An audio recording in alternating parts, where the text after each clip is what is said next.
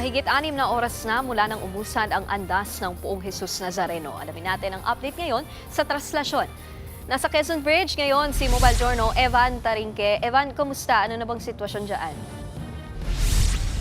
Nikki, nandito tayo ngayon sa may Quezon Bridge kung saan makikita nyo nga sa aking likuran, tuloy-tuloy nga yung pagdating at paglalakad ng mga deboto nga ng Jesus Nazareno. Ikot ko kayo ngayon currently dito sa taas. Makikita naman natin kanya-kanyang diskarte yung ilang mga deboto dito, no? Dahil medyo mainit, yung ilan ang ginagawa nagpapayong, naglalagay ng pandong para kahit papano hindi sila mainitan masyado.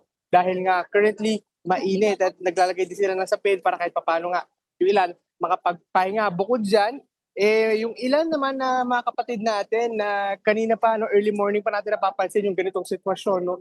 Yung mga hindi nakakalapit masyado doon sa andas, no? Dito na lang sa mga ganito, sa mga maliliit na imahe ng Poong Nazareno, nagpupunas ng kanilang mga bimpo, ng kanilang mga tuwalya, kanilang mga panyo, no? So instead na lumapit pa sila doon sa andas, dito na lang sa mga alternate na mga imahe ng Poong Jesus Nazareno. Yan yung currently nangyayari. So ngayon, bukod dyan, no, patuloy nga na pinagbabawal kasi dito yung pagbebenta.